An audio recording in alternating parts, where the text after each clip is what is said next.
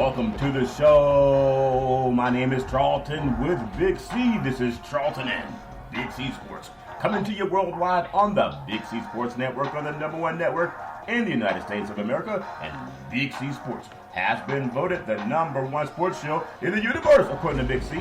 And them good old boys down south, I want to say bienvenidos to all of our listeners in Latin America, also across the pond, in London, England, as well as Paris, France. Of course, you good old boys in Canada. We love you in Africa, the Big C tribe. But there's no one we love more than the good old boys down south in the land of the free and the home of the brave on a beautiful July the 26th, 2019. Grondo Deportes, Big C. How's it going for you good old boys down south?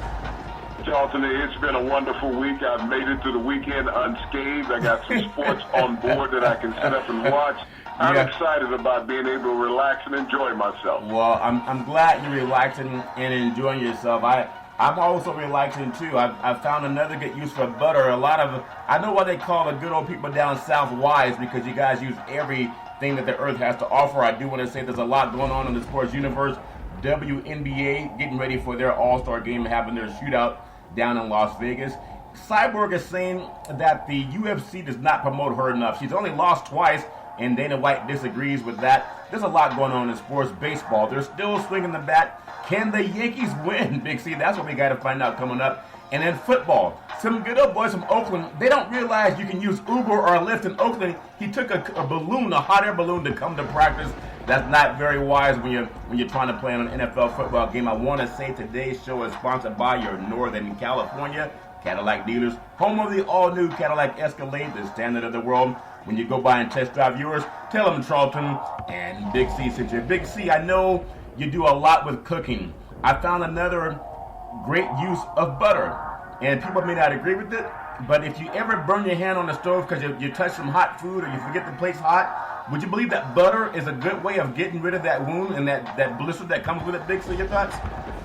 Well, Charlton, it's the natural healing products of the protein that's in the butter that helps the skin heal quicker. Yeah, well, I found out the hard way. I don't advise everyone to do that. Make sure your utensils are always cool, especially when you're cooking on the stove.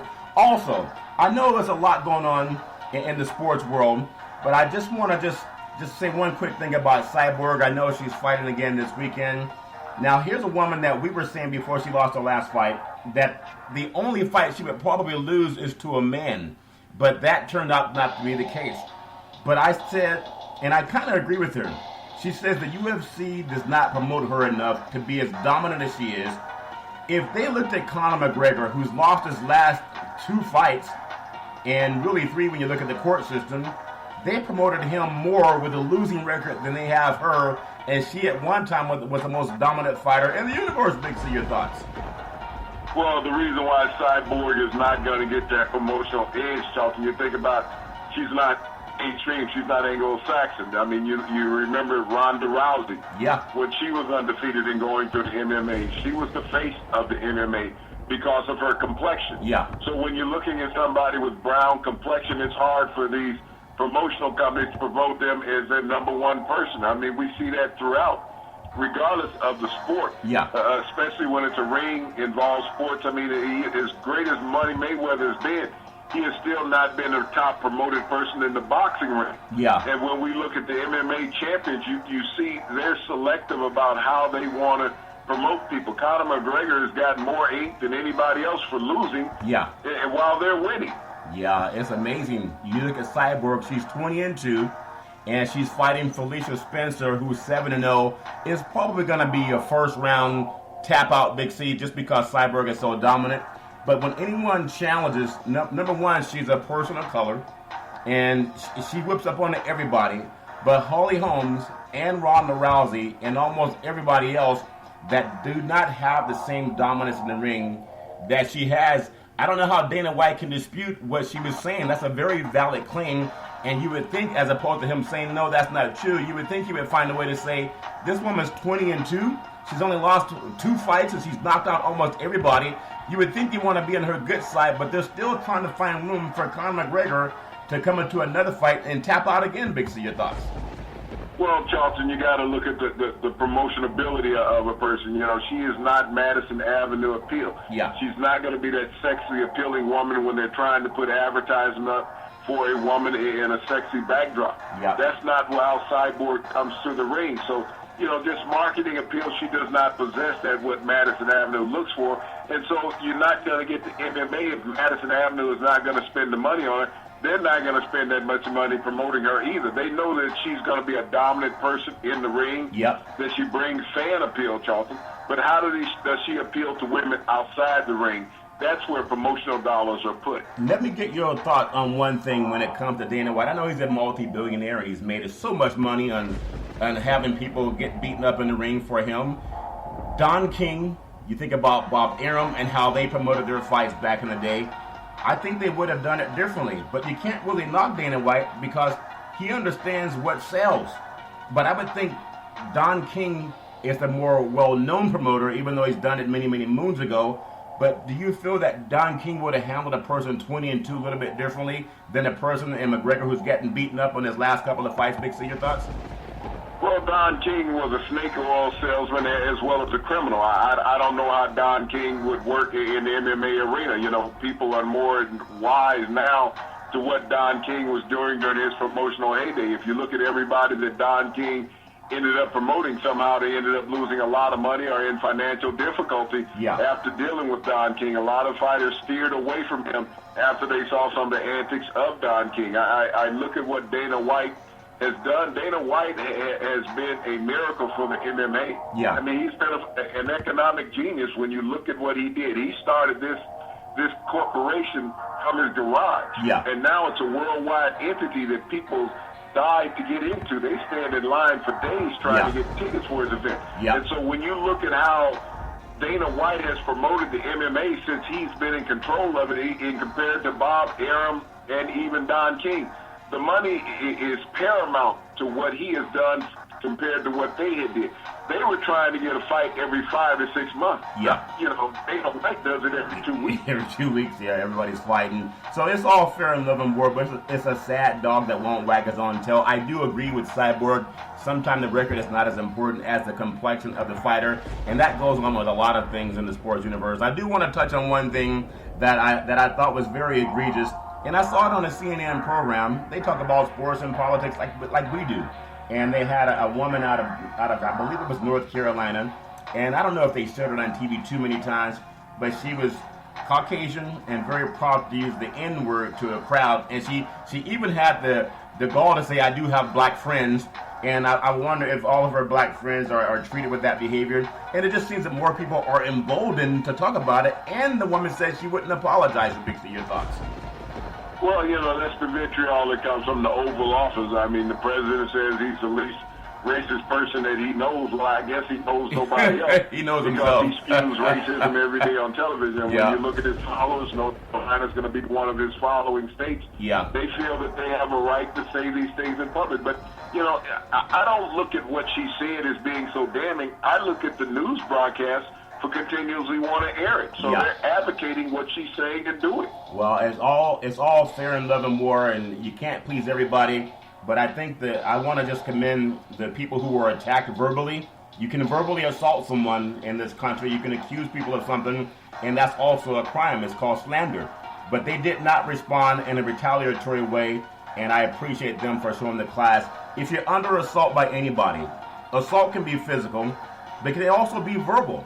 If you're going through anything, some emotional challenge, there's a national hotline you can call because people need help. And there's too many people that don't know they can get some help. You can call 800-273-8255. That's 800-273-8255. A lot of kids are out of school and getting ready to go back to school. It starts pretty much in August for most people around the country. They like to text. You can text 838-255. That's 838-255. And Big C, I know you like talking about military members who are going through issues, and they can also use that number. You're the one that came up with that number, and I enjoy reading that every time we do the Big C Sports Show. I just want to get your thoughts again on why that's so important to reach out to veterans, and not just veterans, but anybody going through something that they can actually get some help. Big C, your thoughts? Well, we have 19 million veterans in this great country of the United States, Charlton, and many of them have had this country's back turned on them, and they have no place to go. They don't have They don't have the finances. They don't have the housing. They don't have the medical coverage. Yeah. And this is a national suicide hotline, Charlton, to hopefully help prevent some of those horrific events from happening. We've had 20 veterans a day on average committing suicide in this great country, Charlton, because they don't have somebody that they can count on. They don't have a place to go. And so we need, as a country, to reach out to those veterans who have given their all to protect the sovereignty of this nation. Don't forget about these people. Don't just say, hey, thank you for your service. Ask if there's anything that you can do to help. That is the greatest thing.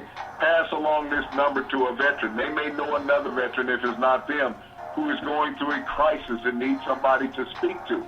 So we always have to keep our great veterans in our thoughts. Not our prayers, but our thoughts, because when we're talking about prayers, it's generally too late. So keep them in the forefront of your mind that they're the first in line that need help in America beyond anyone else. Yeah, that's very true. So we love just doing our part as a PSA. It's not just for veterans. It's for anybody going through something. Now, I'm looking forward to this. I'm more of a college football buff. I love NFL, but I love college too. There's something about the youth of America that I know college has a lot of issues. Should they pay players? Of course they should. LSU's $28 million to upgrade a facility. A lot of programs have $100 million athletic programs, and there's no money for the athletes. But I do love when the preseason top 25 comes out, and just going through a couple of them, Big C, want to get your thoughts on some games. You know I'm advocating for the West Coast, because I know you good old boys, you guys have stole all the media people, and that's why when the BCS was broken down, it hurt a lot of people down south, because they knew that was their way to get their teams into the games. Boise State comes out preseason number 25.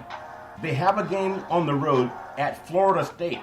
I know Boise State coming out of the Mountain West. Biggest rivals, Fresno State, San Diego State, and Nevada. That's a big game for Boise to go on the road and play down in Tallahassee.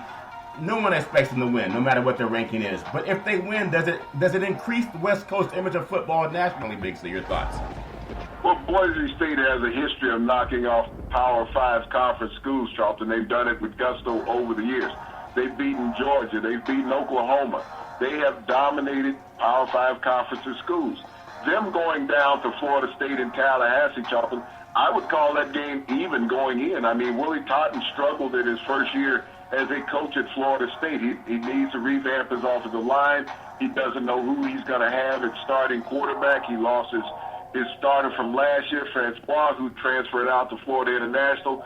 So this is going to be a totally revamped Florida State team, and they shouldn't take Boise State lightly. Well, Boise State returns a veteran defense that could carry the Broncos to another championship run. I do want to get your thoughts on another team that plays out of the Big Ten, but no one really gives them respect. But would you believe they're one of the most difficult teams to beat on the road? And that's Northwestern when they're at home. And they're a team that is amazing. They have Clemson transfer Hunter Johnson. He can mean the difference in their offense, but they're still known as a slow running team, and they're never really going to challenge for the Big Ten championship, even though they played in it sparingly. Big C, your thoughts? Well, when I look at Northwestern, this is an academic school. Their head coach Fitzgerald just signed a new contract extension.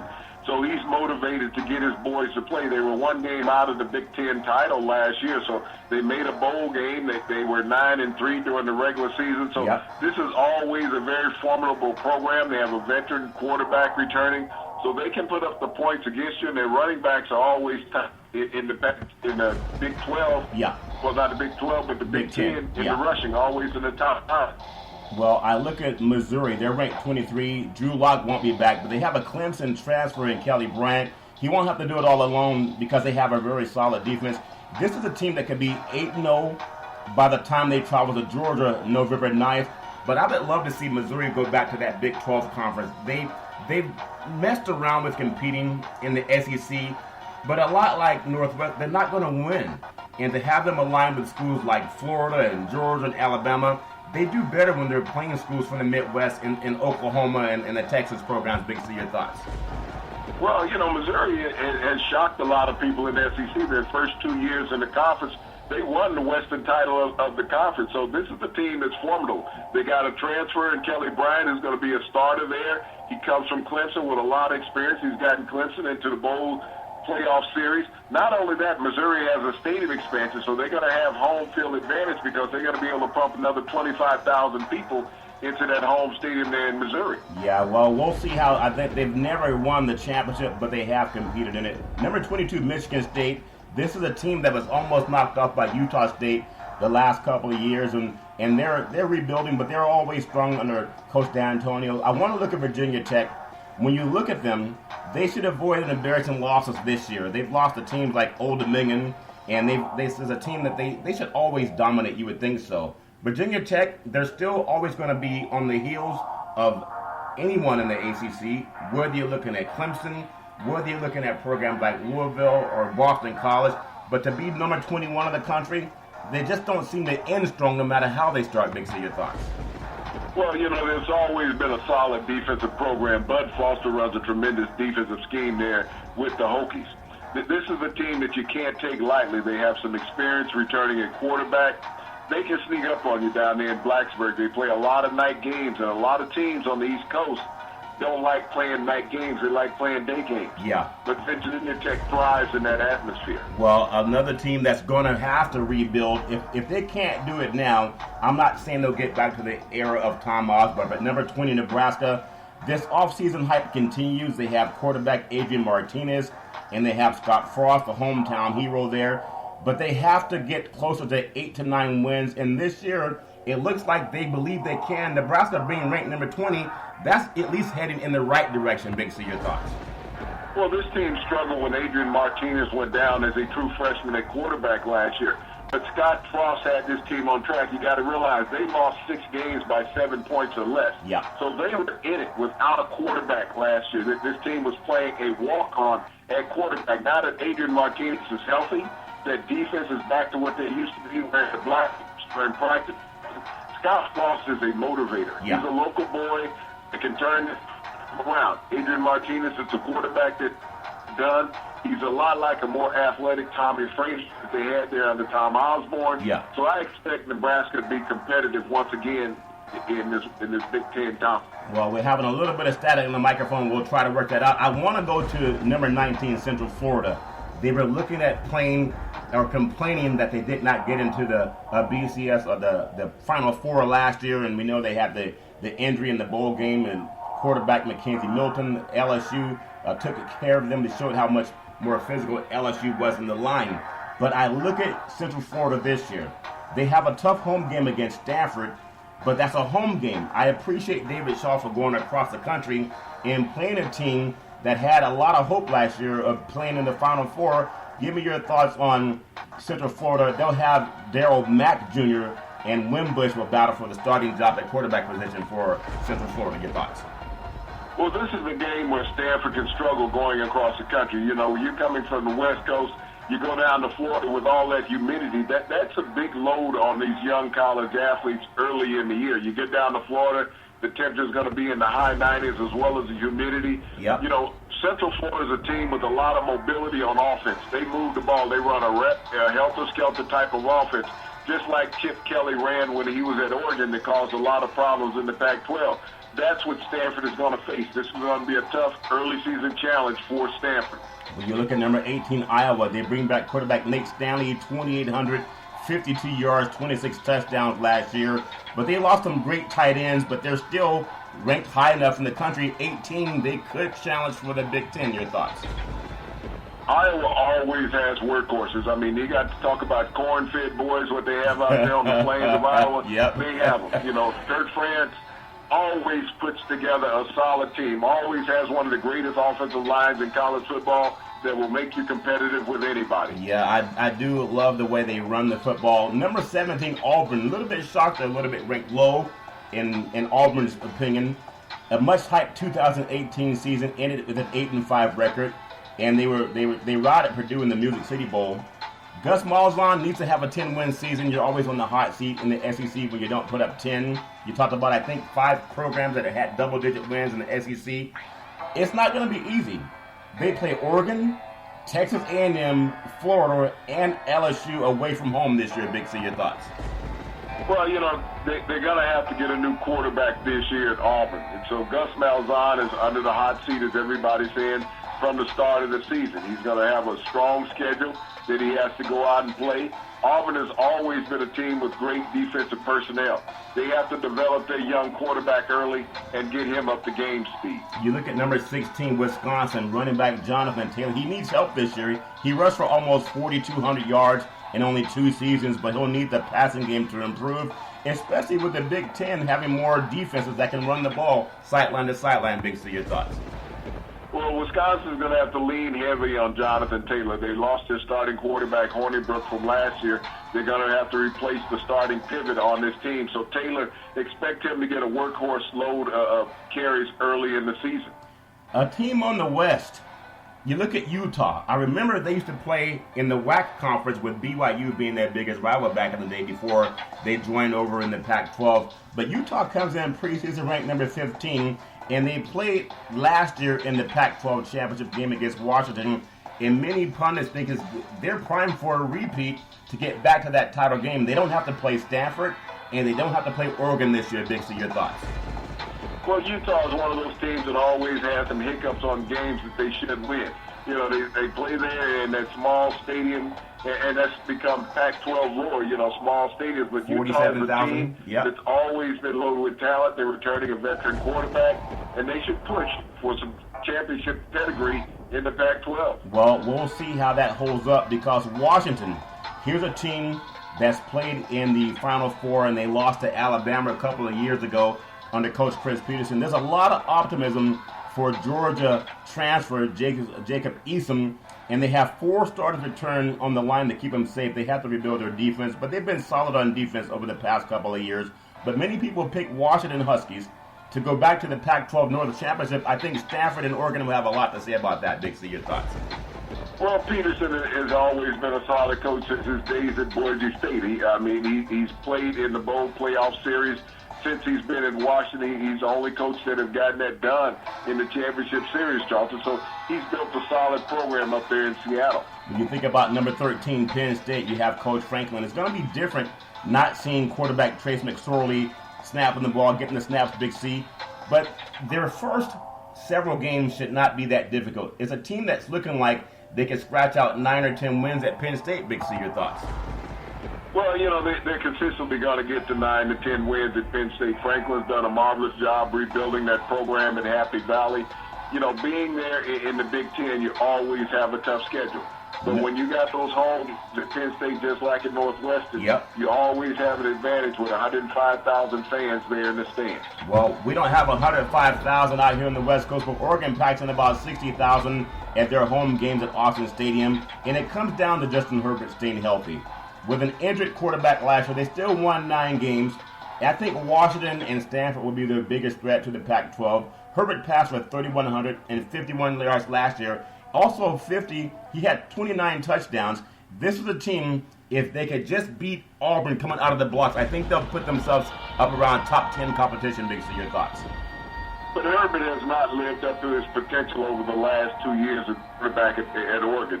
There's been games that he's letting get in the way. You think that he would be the most dominant player on the field, but yet he's put his team in some hard spots to come out of. So it's going to be about him completing more of a higher percentage of his passes. He needs to be up in that 70 percentile, Charlton, with the arm that he has. If he doesn't do that, Oregon won't make it to the Pac-12 championship. Number 11, Texas A&M, the Aggies have arguably the best home crowd in college football down there at Kyle Field, the 12th man they stand all the time. Jimbo Fisher's first season, a little bit rocky. He'll get the chance to improve on last year's 9-4 schedule. But their schedule's brutal. They play road trips at Clemson. They're at Georgia, and LSU. That could mean 3 losses. Then they get Alabama at home. But quarterback Kellen Bond believes he's the best to come at A&M. We'll see if that holds up. Big C, your thoughts? Well, you know, they got a solid running game. Kellen Mond has a lot of confidence. As you said, they have the toughest schedule in the country, Charlton. If they can run that gauntlet and go undefeated, this is a team that can challenge for a national championship. Here's another team, and we get into the top 10. You look at Notre Dame and Coach Kelly, and there was a couple of years ago they were in the finals of the national championship game. They got blown out by Alabama. They had a chance to get back the last couple of seasons, but they've fallen short. But here's a team It seems like 9-3 might be their year. They're going to play on the road at Georgia. That's probably going to be a loss unless they watch the highlights of the Texas and Georgia game from last year's bowl game. They also have Duke and they have Stanford. Plus, they have a game at Michigan. So Notre Dame's in, and they play USC, which can always go either way. Big C, your thoughts? Well, Ian Book is cemented in as a starter in Notre Dame. Notre Dame is starting this season with something they haven't had, a pure pocket passer in some time. Yeah. So, and you think about the talent they have at running back and wide receiver, they always have a monstrous offensive line and great defensive talent. I see them being able to skip past Georgia down in dog country down there. Really? And if they win that game, Charlton, they have an opportunity to be undefeated on the regular season. Boy, you might serve a lot of barbecue if they beat Georgia down between the hedges, Big C. Number 9, Texas. Texas is on the rise. Quarterback Sam Ehlinger. He'll have some great stats because he's seen this system before. Tom Herman, he's going to have the chance to say, this is why you brought me here. But they're going to have to beat LSU, and that's a Week 2 game. If they can beat them in Week 2, that'll be 2 out of their last 3 games against SEC competition. It's a big year for Texas. Your thoughts? Well, they have to beat LSU, and they have to beat Oklahoma in the Red River rivalry. But Mark Herman is slowly turning around this program, bringing Texas pride back, having senior Sam Ehlinger, who is not going to be daunted by the pressure. He's played in the big games. He's beat Oklahoma in the big game. He's beaten Georgia in the big game, so he's battle-tested. That defense has to hold up for Texas if they want to challenge for the Big 12 title. Here's another team in Florida that used to always be one of the top 5 teams in the country, coming in at number 8. They have not won the SEC championship since 2008, the Tim Tebow era. After going 10-3 last season, had a big win in the bowl game over Michigan. Florida's primed to upset somebody, but we don't know who it's going to be. Big C, your thoughts? Well, it opened up the season against the University of Miami down in Orlando. Dan Mullen in his first year to win 10 games at Florida is a heck of a feat, coming in, installing a new program. He was offensive coordinator down there under Urban Meyer. He knows how to recruit down there in Florida and in the Georgia region, so he's going to have a stockpile of talent. And if he can get everybody to play in his system, we saw where he was when he was in Mississippi State. For 1 week, he was the number 1 ranked team in the country when he had Zach Prescott at quarterback. So I expect him to replicate that down in Florida with all that talent down there in that great Sunshine State. Number 7, LSU. Ed Orgeron, if I could do respect to Ed Orgeron's voice. Number 7, LSU. This is a team that year after year, they have as much talent as anyone in the SEC coming out of that Baton Rouge, Louisiana area. But they lost 29-0 to Alabama last year when people thought they could get them. If they have a game at Texas, if they can beat Texas, that gets them over the hump and off to the right start. But if they can find a way to beat Alabama, then there's nothing stopping them from playing for a championship. Big C, your thoughts? Well, I think the number one thing that LSU needs to do this year is let Joe Burrow play quarterback. Yeah. This is his second year in the system. They need to open it up and throw the ball. They always have players, but they haven't had quarterbacks that can consistently get them the ball. Yeah. They always had a solid running game. The defense, the athletes on that side of the ball have been second to none to anybody in the nation. It's time for Joe Burrow to shine if they expect to challenge Alabama in that Western division of the SEC. Talk about pressure when you go up north, Michigan, preseason ranked number 6. This is a year, if it's going to be a year, for Coach Jim Harbaugh in Michigan to beat Ohio State. Urban Meyer's gone, but Ohio State is still Ohio State. This is a team that's always knocking on the door, but they haven't gotten in. And this is kind of a make-or-break year for Michigan. If Harbaugh can't beat Ohio State and win the Big Ten this year and play over in a bowl championship, maybe they'll try to say, you know what, maybe it's time to look elsewhere. Big C, your thoughts? Well, Michigan is going to have to rebuild their defense. They lost half of their starters to the NFL draft, so that might be a side of the ball that they're a little weak on. They got Shea Patterson returning back at quarterback, who lit up the Big Ten last year. Charlton, he has to improve on his stats statistically, because in the big game against Ohio State, he looked very pedestrian. So he needs to take that and rebuild on it. He was even bad in the bowl game against Florida. Yeah. So he struggled in his last 2 games of the season. Hopefully he's not shell-shocked, and he can come back out and kickstart his season for his senior year. We climbed to the top 5. Oklahoma preseason ranked number 5. There's no way you can win another Heisman, I think. But Jalen Hurts gives them a chance. as good as their offense is going to be, there's no Baker Mayfield, there's no Kyler Murray, but Hurts led Alabama to a national championship, and Murray and Mayfield did not lead OU to a national title, so they have that experience there. But their defense allowed over 450 yards a game last year. Big C, your thoughts? Well, this was a team that was so excited about watching their quarterback play last year, Kyler Murray, that took them out of any situation. Matter of fact, it was one of the worst defenses I ever saw during a college football season. They fired their defensive coordinator during the season. Hopefully that Jalen Hurts can pick up the scheme in Oklahoma and Lincoln Riley can tutor him into being a bona fide pocket passing quarterback. Well, number 4, Georgia, and that thinking that you're saying that they could lose at home to Notre Dame is going to be a game that really, a lot of SEC people, they just don't believe that can happen, but we'll see. But their loss at Texas last year took some of the shine off of the Bulldogs because they were ahead of Alabama the last 2 times they played. If they can beat Texas, and you're saying if they can beat Notre Dame, then we can start talking about national championship contention, but I still don't think they can handle Bama. Big C, your thoughts? Well, it always comes down to the SEC playoff. Georgia is a team that's been on the cusp for the past 2 years. Kirby Smart has really done some great things down there between the hedges. They have Jacob Fromm, a quarterback. He owns the team now. They have bought into him. They always have a solid running game, one of the biggest offensive lines in the SEC. And they got some real dogs on defense down there in Georgia. These guys go headhunting. And so this is the year that Georgia, if they're going to get it done with Jacob Fromm, because he may not be back for a senior year, they're going to have to get it done now. Well, they got real dogs. I remember that dog when they played Texas. Texas had a 1,500-pound steer, and the steer chased the dog. So that dog didn't have as much bite as they were saying it had before the Texas game. Ohio State, preseason ranked number 3. Urban Meyer's gone.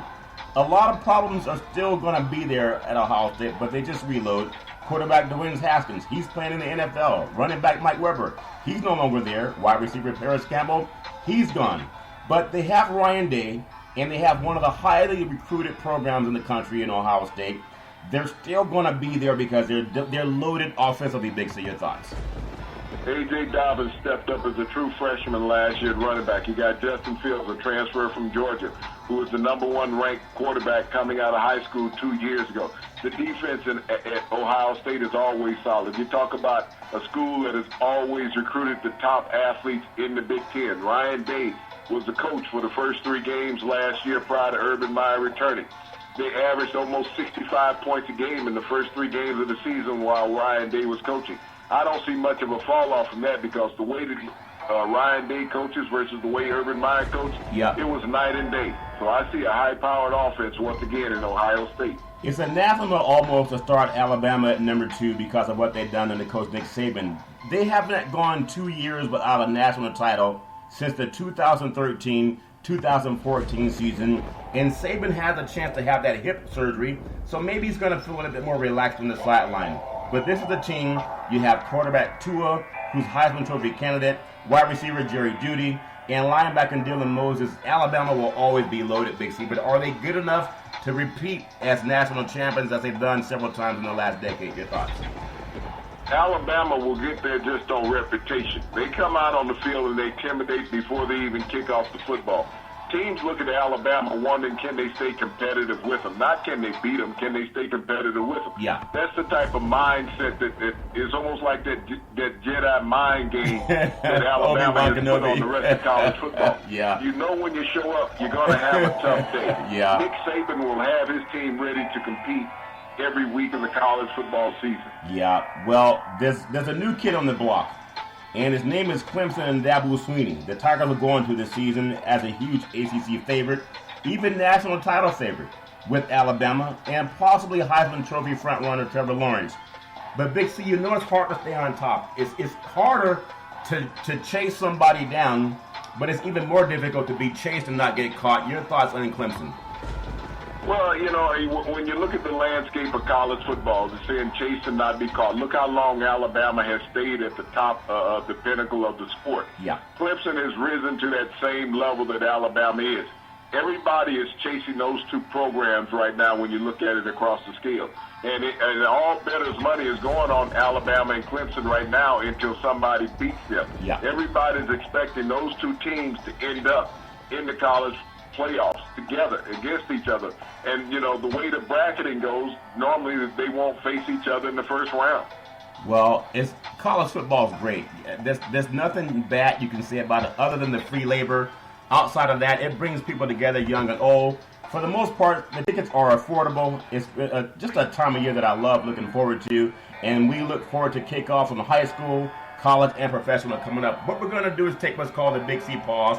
And after we come back from the Big C pause, we're going to talk about some things that might be intriguing to a lot of people with African American history. Also, Major League Baseball. It's all good.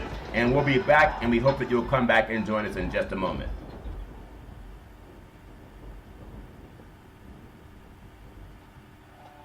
All right, we are back on the Big C Sports Show, coming from the Big C pause. And you can follow Big C Sports 24 hours a day, 7 days a week on the #1 podcast network in the universe, in the iHeartRadio podcast. You can follow Big C Sports on Apple Podcasts. You can follow Big C Sports on Google Podcasts. You can follow Big C Sports on Spreaker. You can follow Big C Sports on YouTube. If you have a television set, and most people do, you can follow Big C Sports on Xfinity, Comcast. But the app that I really love is Alexa. When you say, Alexa, play Big C Sports Podcast, you'll hear from our sponsors. You'll hear Welcome to the Show. You'll hear me introduce Big C, and he'll do his thing. And we really appreciate our sponsors for all of their support. I want to touch on something that's going on, and oftentimes if we don't talk about it, then people don't know about it. And as an African American, it's a pretty sad dog that won't wag his own tail. But I want people to know the historic Ebony and Jet photo archive. They sold for $30 million at auction.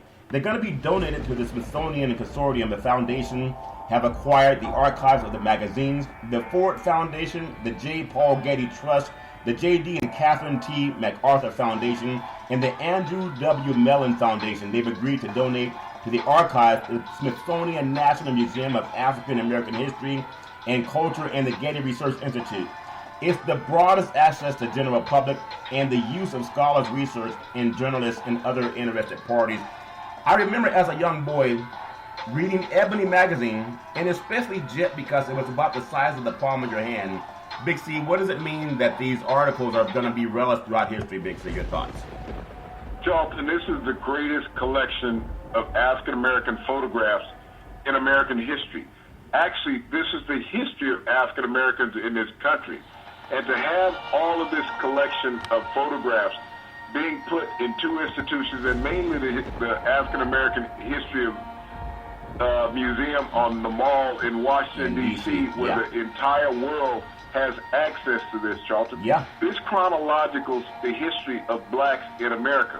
When we think of all accomplishments that's ever been achieved by black people that have been photographed, it's part of this collection of the Jet and Ebony magazine photo archive. Yeah. And for those things never to be lost to man's eyes, Charlton, that is a great accomplishment for African American people and all people in this country to have access to that, to be able to see. Yeah. Because when you think about what's there, people talk about what they see on television. Photographs are still photos in the mind. Oh, you can yeah. always remember the moment that was captured. Yep. You know, the civil rights movement came out of the photographs from Jet magazine. Yeah. Emmett Till's mother was the godmother of the civil rights movement in America. Everyone thinks of Dr. King and Rosa Parks. No, it was Emmett Till's mother, because she had an open casket of her son after he was assassinated by some white men down in Mississippi, Charlton. Yeah. And she wanted the world to see what these people had done to her son. That sparked the civil rights movement. It lets people know that you can no longer sit on the sidelines and be quiet. When you think about all the great inventions of black people in America from early photographs on, Ebony and Jet owned those photographs, Charlton. Yeah. Now they will not be hidden from the human eye. They will be there for everybody to see. And I would hope that young African Americans, that older African Americans, take the time to learn your history, to go see that, because we sit up and talk about sports like it's lunch. Yeah. But you need to know how these sports were invented. All the early African Americans that were involved in sports were in these magazines, whether it was in the Negro Leagues, the early pioneers in the NFL, the NBA, Yeah. Major League Baseball, track and field, Charlton. The historical blueprint of African Americans are all in these photographs from Washington, D.C., from our early politicians. Yep. To everything that's happened, our music and entertainment industry, people that people would not even know of. You can go there now and see that face. You may have heard that voice. You may have read that story. But now you're going to have visual access to the history of blacks in America and see why we were able to be pioneers in so many things. And I hope and I embellish that all Americans, and mainly African Americans, take the opportunity to see this. I've been to the museum a couple times in Washington, D.C. Yeah. And to me, it's an embracing spiritual venture that you take when you get there, because when you walk in there and you feel the souls of your ancestors and the struggles that blacks have gone through in this country, Charlton, and survived and risen to new heights continuously, this will be even more of an anathema to blacks to go in and have a visual, even a greater visual, of your history and the fabric of your foundation. Yep, I agree with you wholeheartedly. People talk about Ancestry.com and where you came from. All life came from the African continent. Every hue of color on the planet, the dark gene is dominant, the light gene is recessive, and the African gene is the dominant gene. So it really is a museum for all people of the world. People can Google Dr. Leakey and Gregor Mendel. They can Google that, because being ignorant, it doesn't serve anybody well. And the one thing that I would hope people would learn out of the museum, in Ebony and Essence magazine, there are many times when black Americans tear each other down or accuse each other of things falsely. And then we'll shout when white people do it, but a lot of us do it to ourselves. You got to see the museum and really appreciate what Ebony and Essence have done to me growing up. Big C, I want to just touch on one more thing, because you brought it to my mind about not hiding history. And we've talked about this many times, and I just want to throw it right back to the West Coast, because I'm going to advocate to get a West Coast team in the college bowl game. It's been only Oregon, Washington, and then USC over the last 15 years or so. Pac-12 commissioner, I know they follow Big C sports. Larry Scott, I know he does. He's out here in the Bay Area. But the Pac-12, he's getting a little bit desperate. But I know he pays attention. Larry Scott acknowledged that he and the conference had a preliminary discussion about scheduling college football kickoffs for 9 a.m. Pacific Standard Time. Now, that's not too much to ask, because if you keep kicking off at 7:30 at night and 7 at night, the East Coast media, by the time you get to halftime, they're in bed. You got to get up early and start playing these games. And we've been talking about that for 2 years, and now the Pac-12 is talking about it. Big C, your thoughts? Well, you know, I'm not that good, and I need you to spell a word for me, okay? Yes. Spell stupid for me. Well, it's Larry Scott is the Pac-12 because they've tried to play too many games at nighttime, Big C. That's what stupid is. Yeah, but think about how stupid that is, Charlton. 9 a.m. in the morning. Too You're early. Asking everybody to get up and be in a stadium by 8:30 in the morning, Charlton. I mean, you're talking about tailgating. You're going to eliminate one of the things of college football. One of the histories of college football. That's tailgating. Yeah. Getting up, having this great party prior to a game. But 9 a.m. in the morning, Charlton, who are you trying to attract? I mean, nobody's up ready for a game. And you're going to stress an athlete? Most athletes get to the stadium 3 hours prior to the game. So now you're telling athletes they have to be at the stadium at 6 a.m. in the morning. What time are they going to eat their pregame meal? At 6 a.m. Big C, military time. Their pregame meal prior to the game, so that, they have a chance to work it into their system. Right. But who's going to go to a game at 9 a.m. in the morning? I don't care who's playing, Charles. Larry Scott's going to go. That's one of the most asinine statements that I've ever heard a commissioner make, talking about you're sitting there talking about 9 a.m. so you can be competitive. That's a 12 p.m. game on the East Coast. East Coast don't even kick off to 1 o'clock in the afternoon. Yep. There's nothing wrong with Pac-12 games starting at 1 o'clock in the afternoon. Like the NFL. You don't have to start them at 7:30 at night. It's not that hot, Charlton, on the West Coast at 1 in the afternoon.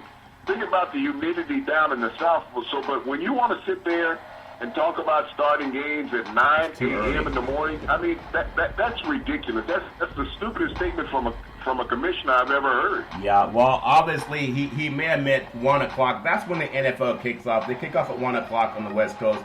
College football can do the same thing. Just copy the league that you want to be in. That's professional sports.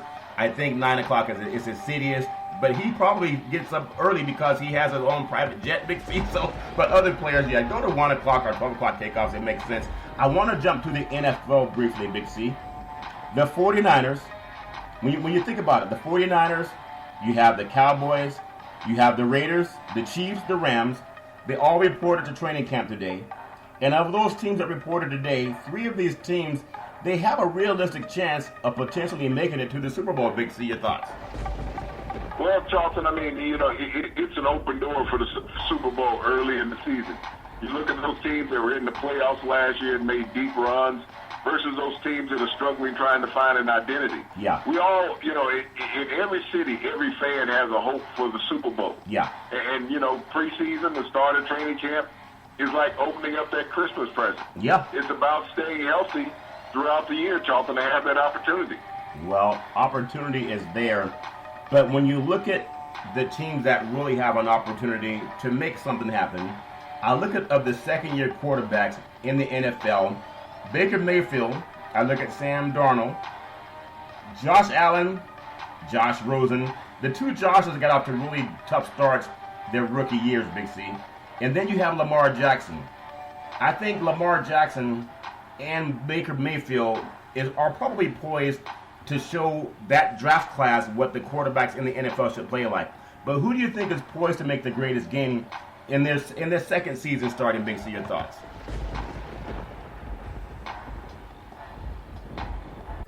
All right, Big C, I think we're having a little bit of static with the mic, but go right ahead, sir. Who has a better chance to have a better second season? Well, you think about Lamar Jackson and Baker Mayfield. Neither one of those quarterbacks started the season, but they got their teams on a roll at some point. Lamar Jackson made the playoffs. Baker Mayfield was on the outside looking in. Josh Rosen was shipped off to Miami for a second-round draft pick because he just did not fit in the new offensive scheme of what they have in Arizona. Josh Allen has an opportunity to make strides in his second year in Buffalo to improve on what he did last year. I still think that he may struggle. There's a lot asked of Sam Darnold in New York. But I look at Lamar Jackson, who I think has the best upside because he's in a system, Charlton, where you don't have a bunch of loudmouth and hungry players demanding the football. Right. So there won't be as much pressure on him as there will be Mayfield in Cleveland. This is going to be make or break in Cleveland. I mean, that's much ask of a program that has not made the playoffs in forever.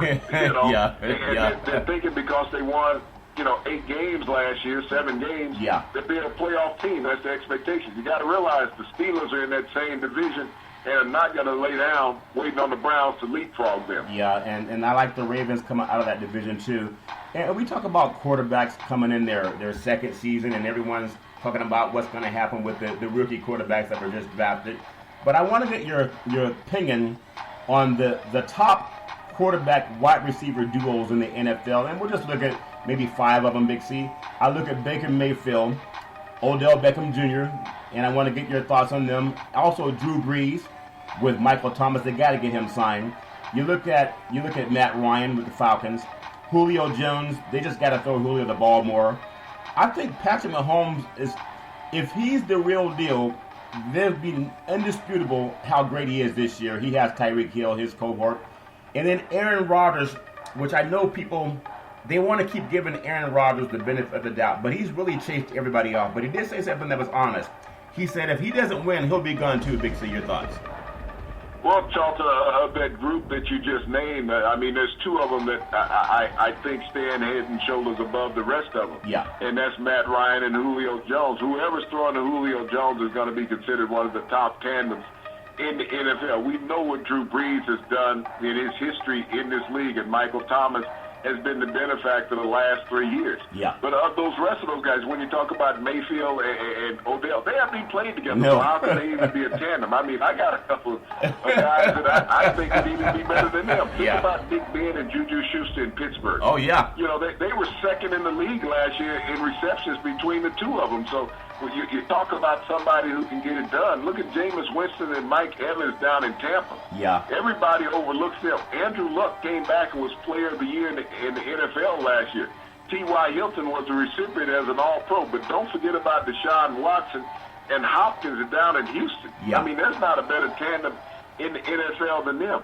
Phillip Rivers has not fallen off the shelf down there with Keenan Allen in Los Angeles. Right. So, I mean, a lot of these, are about publicity. The media is going to say, well, these are the sexy names, and that's how Odell got thrown in there.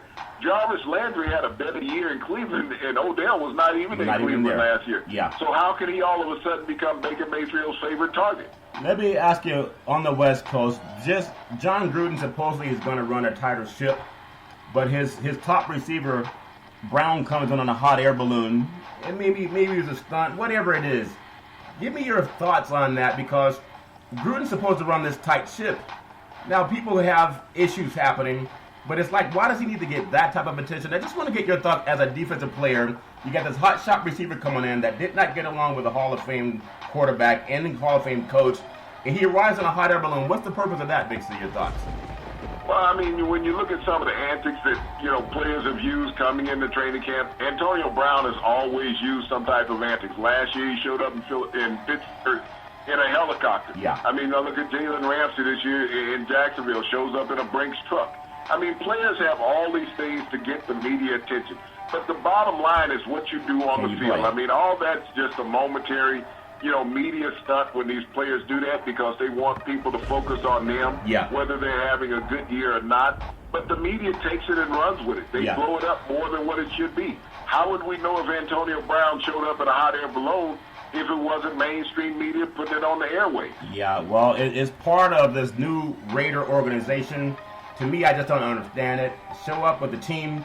That's the New England Patriots way. I doubt if Tom Brady would come in on a balloon, but he does jump off of tall rocks, so it's all fair, love, and war. I want to close out on some baseball because I know there's a lot of baseball going on this week. It's going to be a great weather all over the country, really warm on the West Coast. I know you guys have your challenges with weather down south. The Baltimore Orioles, they defeated the LA Angels 10-8 in a 16-inning game. It lasted 6 hours and 19 minutes. Big C is the longest baseball game of the season. I would think that they should find a way to say we're going to stop this stuff after 12 innings because it's not healthy for players to play almost 2 games in one day. Your thoughts? Well, you basically do play 2 games in one day. Think about the fans trying to get home, and they took transit system getting to those stadiums, Charlton. But to have a game go over 6 hours, crazy. I mean, nobody can keep their attention span that long. Even eating dinner, okay? At a party, you're not going to have that much of attention span. And think about if a concert went on for 6 hours. Baseball can drag. And not only that, Charlton, this game was won by a position player who got the save in the game. So, you think about this, and we know the record number of home runs and runs being scored in series. We saw that with the Yankees and the Twins. But to have an epic time frame like this, 6 hours and 19 minutes, baseball has to do something to speed up the game. You got to stop the number of pitches that you can change during the game. I think baseball should limit the number of pitches that you can use in a contest to 4 because when you run out of pitches, because they used position players last night in this game because they had no pitchers left. They went through the bullpen. I think that's what's hurting baseball. Baseball needs to find a way to restructure itself to put limitations on itself. So if you can only use 4 pitchers in a game, then you got to get the game over with because if somebody's getting shelled, he's just getting shelled. But you can't say, okay, he's coming in for 1 out. You change it to another pitcher. He comes in for another out. You use 3 pitchers in an inning. That prolongs the contest. That's not fan-friendly. And so Rob Manfred needs to really look at ways of speeding up the game, and that's to limit the number of visits to the mound by the manager and the number of pitchers that you can have during a contest. Well, I hope I don't get in trouble saying this. I was with my sister a couple of weeks ago, and she said, come with me to this shop. I thought she was going to like a shop for clothing. It was a wig store, and a lot of people wear wigs, and there were some beautiful wigs that a lot of women are wearing. You can't even tell that it's not real hair unless you try to pull it and say, hey, don't touch my hair. When someone says don't touch my hair, it's probably not real. But they say you only get 3 wigs to try on. You might buy on the 4th try. Can baseball learn from that, Dixie? Your thoughts? Well, baseball, like I said, needs to learn ways. I mean, we've had some epic games this year, time-wise. We had a game last month that lasted over 5 hours. And it, well, matter of fact, 2 weeks ago in Boston, Yeah. So the game lasted over 5 hours. The transit system had shut down, so half the people in Fenway Park had to find alternative methods to get walk home. Yeah. That same thing occurred in Baltimore last night, Dalton. You had to find alternative methods to get home. This game ended around 4 o'clock in the morning. Yeah. So you could go from the ballpark to work from there with some of the fans. Well, speaking of getting worked over, the New York Yankees don't win. They've been having a hard time lately. The Boston Red Sox defeated the Yankees. It was 19-3. They amassed 23 hits during the contest. It was the third most in Red Sox history in a single game, and I think the largest defeat of a Yankee team in their history. Big C, your thoughts? Well, this was a great game for the Yankees. I mean, not the Yankees, but the Red Sox. Yeah. You know, if they're going to get back in the pennant race, Charlton, you have to beat the top team in the division. Not only that, they had 8 players with multi-hit last night in that game. So the Red Sox, the way to get healthy is to beat the Yankees. That's your arch nemesis. Yeah. And your arch rival, period, in the East and in baseball. Yeah. But, you know, we saw the game that we talked about just 2 weeks ago where both of these teams played over 5 hours against each other. Last night, the Red Sox had a remedy to that. They just said, we'll just keep hitting the long ball. Keep hitting the long ball. Washington Nationals shortstop Trey Turner, for the second time, he hit for the cycle against the Colorado Rockies. What a feat, Big C, your thoughts? Well, you think about, Charlton, that's the second hardest feat in baseball to do. The hardest feat in baseball is to pitch a perfect game by a pitcher, to go 9 innings, not give up a walk, not give up a hit. But you think about hitting for the cycle in baseball. That means you got to do all 4. You got to get a single, double, triple, and a home run. And in that cycle, the triple is the hardest one to get because you not only got to go from home plate to third base without getting thrown out while that ball is in the field of play. And here's a guy who's done it twice against the same team in his career, Charlton. What a phenomenal feat to accomplish. It's an amazing feat to accomplish. I just love to see how well people are hitting. But would you believe this? In the final few minutes of today's podcast, with home runs leaving the park at a record pace this year in Major League Baseball, there's only one pitcher that's under a 2 ERA per game, and that's Kenyon Ryu for the LA Dodgers, 1.76 ERA. You look at Scherzer with the Washington Nationals, he's 2.3. Castillo with the Cincinnati Reds, he's 2.36. Morton with Tampa Bay is 2.6. And then the great Clayton Kershaw with the Dodgers, his ERA is 2.84. Only one player under 2. Big C, your thoughts? Well, Charlton, I find that, you know, even hard for him to be under 2. When you think about the record number of home runs, we just talked about the Red Sox last night getting 23 hits in a contest and scoring 19 runs. Yeah. So the bats in baseball are coming alive here in the summertime, and it's even tougher on pitchers to keep players off the base path. Yeah. So, I mean, with what Ryu has done, I mean, it's just phenomenal being under 2 ERA for the season. Yeah. You know, past the halfway point. And he also helps keep the Dodgers in first place in the National League West with the best record in baseball. Yeah, I love what he's doing. And I love following Big C Sports. You can follow Big C Sports 24 hours a day, 7 days a week. You can follow us on the #1 podcast network in the universe on iHeartRadio Podcast. You can follow Big C Sports on Apple Podcast. You can follow Big C Sports on Google Podcast. You can follow Big C Sports on Spreaker. You can follow Big C Sports on YouTube. If you have a television set in your home, and a lot of people still have them, Big C, you can follow Big C Sports on Xfinity Comcast, but I really love the app by Alexa. Technology is amazing. You can say, Alexa, play Big C Sports Podcast. You'll hear from our sponsors. You'll hear, welcome to the show. I'll introduce Big C. He'll do his thing. And I really thank our sponsor for the support. Tonight's baseball schedule is a good one, Big C. Colorado at Cincinnati. Los Angeles Dodgers at Washington. Atlanta at Philadelphia. You have Tampa Bay at Toronto. The New York Yankees at Boston. They got to get a win. This game's all on the way. Paxton's going against Kastner on the mound. And if the Yankees get blown out again, Big C, do they make some changes? Big C, your thoughts? No, Charlton. I mean, this is a team that stayed on top of the division all year long. I mean, every team is going to go through a 2 to 3 game slump. And with the Yankees lineup, the way that they can hit the ball and get healthy in a hurry, they keep the players intact in the rotation that they have, and they maintain being the dominant team in the AL East. They are a dominant team. Pittsburgh is at the New York Mets. Arizona is at Miami. Chicago's at Milwaukee. You have Minnesota at the Chicago White Sox. And Cleveland is at Kansas City. Big C, I heard another sports show when they announced Cleveland. I say Cleveland because LeBron said when they won. Cleveland, this is for you. I heard another sports show doing that on a national level, so thank them for supporting LeBron James too. Houston at St. Louis, Baltimore at Los Angeles Angels, Texas at Oakland, and Oakland is really streaking. The Giants, they should keep Madison Bumgarner because them good boys are about 3 games out of a playoff position. They're at San Diego, Detroit's at Seattle. Big C, I know you love baseball, but I want to just get your thoughts on this small market Oakland A's team that might be, they're always teasing. They're like that cookie that you walk into a restaurant, you go down south, you give people a bite, but why don't you give them the whole cookie to taste? Why you give them a bite or a slice at a time, Big C, your thoughts? Well, if you get just a sample of it, you want more, and you'll buy something to take home. Okay, well, the A's are doing that to their fans. Maybe they'll make a playoff run this year. It's all fair in love and war. Also, we have the WNBA All-Stars. They're down in Las Vegas. They face off for the 2019 three-point contest tonight in the Skills Challenge. They're at the Mandalay Bay Events Center in Las Vegas. When I'm in Vegas, my favorite hotel is the Bellagio in the MGM. I know you're there a lot. In fact, I thought you lived there one time. What's your favorite hotel in Vegas? Big C, your thoughts?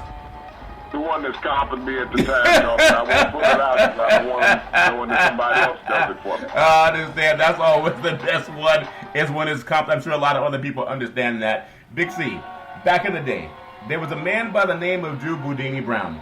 He was known as Muhammad Ali's right-hand man, and he would always tell Ali, with all you got to use, how can you lose? Rumble, young men, rumble. Big C, what are you looking forward to in this sports universe? Well, Charlton, we got the ladies of the WNBA playing this weekend. It's in their All-Star game. And they're going to be innovative in some new tactics that they tried throughout the game, Charlton. They're going to try to adapt some NHL hockey rules during the live play of the game where they're going to allow players to come in and tap each other out, just like in street basketball, Charlton. They're not going to wait for a timeout. They're looking at ways of speeding up the contest, and I think this might be innovative. And maybe, when we look at Adam Silver, hopefully he's there at the game paying attention to see how the rotation works with players coming off the sideline without the official having to whistle them in and just tap a player out of the game just like in NHL hockey. Well, maybe Manfred could do it for Major League Baseball too because they can speed up that game, and you can also speed up every Monday through Friday at 5 and 6 p.m. worldwide when you follow Big C Sports on the Big C Sports Network, on the #1 network in the United States of America. And Big C Sports has been voted the #1 sports show in the universe according to Big C and them good old boys down south, as we always tell you. There's never, ever an excuse for domestic violence. If you know any man or woman going through that garbage, please pick up the phone and call 911 because no man or woman should ever have to go through that garbage on their own. And as we always tell you, on every Big C Sports Show, we thank you, we appreciate you, and we hope that you have a super fantastic day.